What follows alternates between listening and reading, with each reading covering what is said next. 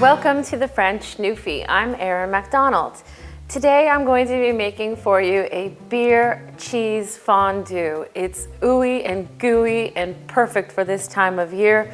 We're in the cold months. So I already have a nice German beer. I have 2 beers that I've put down into my pot, and that's just boiling on low. It's like a rolling boil right now. I'm going to turn it back a little bit so that it's not boiling hot. I just want it to be simmering at this point. And I have an Emmental cheese and Gruyere, very good and melty and Swiss cheeses. One is already grated for me. I'm going to get on to the next one. Perfect. This is the nutty Gruyere. It's delicious. It has a really nice high melting point, which is what you need for this beer fondue.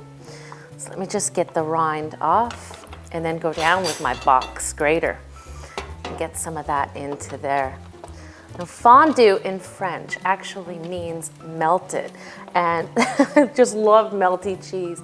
You can get all kinds of fondues. Wine is a very classic fondue, and cheese, of course. And then there's chocolate fondue. But because I like savory dishes, I really enjoy the cheese fondues. Another thing that I've actually added to the fondue, and is quite common, is garlic. And what you do is you usually rub the inside of a fondue pot with garlic. But instead of doing that, because I don't have the typical fondue pot, I just crushed a garlic clove like this on the board, threw it in. Before I put my melting cheese or cheese to melt in the pot, I'm just gonna sift that out. But the broth now and the beer is flavored with that garlic.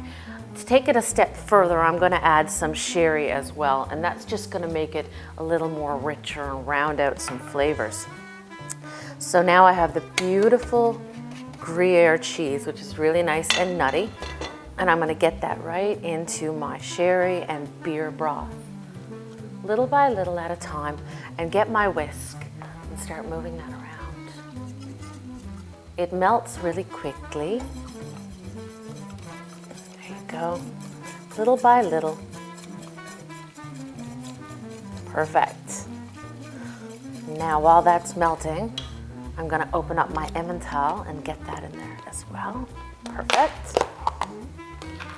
I also have some seasonings. I want to add some nice mustard, and I have a Coleman's French mustard. This stuff has a little bit of bite, but I like that. So get a little dollop of that Coleman's mustard. I have some white pepper, so get a little bit of that. Go in with some more cheese.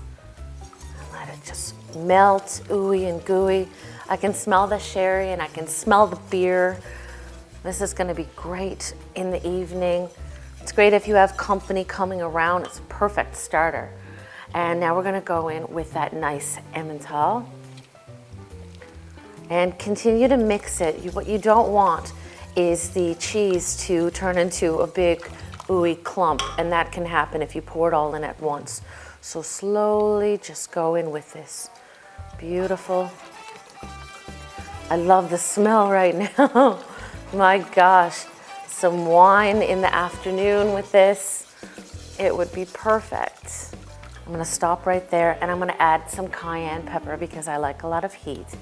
Just give it a little added punch. And as well, a pinch of salt. And continue to stir. It's melting lovely now. At this point, I'm just gonna turn off the heat, and I'm gonna go in with some more of that beautiful Emmental cheese. Keep going. Off to the side, what I have are some bread. I have some gherkins, some sausage. You can use apple slices, are nice. Typically anything that you would pair with cheese. And I have some nice soft and squidgy pretzels. So this is melting. It's just gonna take a couple of more minutes.